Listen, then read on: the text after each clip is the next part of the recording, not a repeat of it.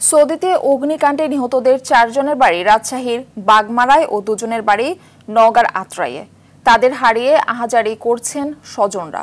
উপার্জনক্ষম ব্যক্তিদের মৃত্যুতে দিশেহারা পরিবার। সৌদি ও বাংলাদেশ সরকারের সহযোগিতায় দ্রুত মরদেহ দেশে ফিরিয়ে আনার দাবি পরিবার ও এলাকাবাসীর। জেলা প্রতিনিধিদের তথ্যচিত্রে জানাচ্ছেন নাজিরা সুলতানা।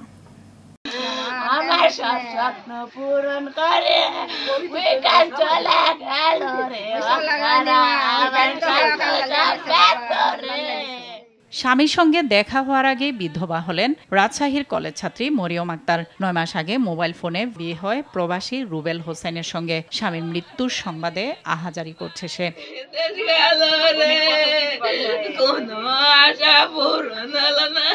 নিহতদের 4 জনের বাড়ি রাজশাহীর বাগমারায়। এদের মধ্যে বারুইপাড়া গ্রামের চাচা ভাতিজা সহ 3 জন, মাধাইমুড়ি গ্রামের 1 জন রয়েছে। তাদের একজন রুবেল। পরিবারের সচ্ছলতা আনতে 7 বছর আগে সৌদিতে পাড়ি জমায় সে।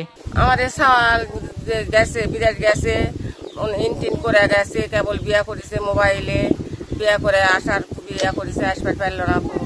সরকারের জন্য এখন আসবার বিয়া করে, সরকারের কাছে আমার দেখি। বাইরে গেছে 6.5 বছর হচ্ছে, বিয়া শাদী করছে, বাচ্চা কাচ্চা হয় নাই, মোবাইলে বিয়া হয়েছে। অনেক টাকা পয়সা ঋণ করে গেছে, কবল মনে করেন বাড়ি ঘর করেছে বা বিয়ে শাদী করছে, তো বাড়িতে আসবে এরকম মতে দুর্ঘটনা।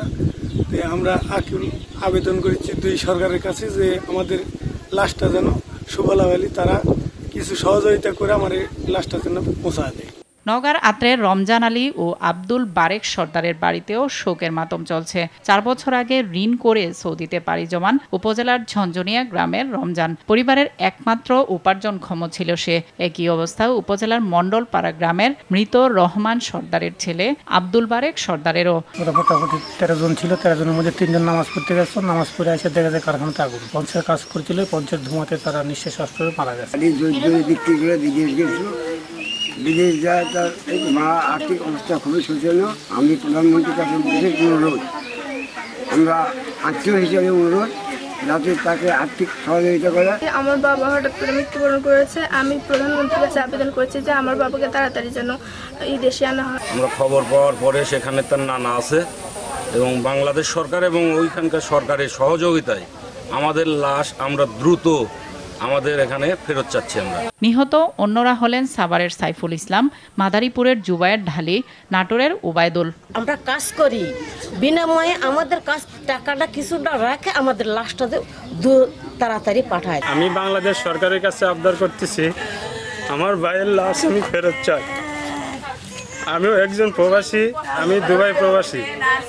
আমি গত 12 বছর যাবৎ দুবাই কাজ করতেছি। আমার ভাই সৌদি গেছে আজ 6.5 বছর হয়ে গেছে।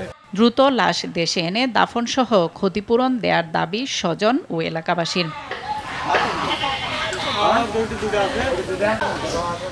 নাদিরা সুলতানা, RTV।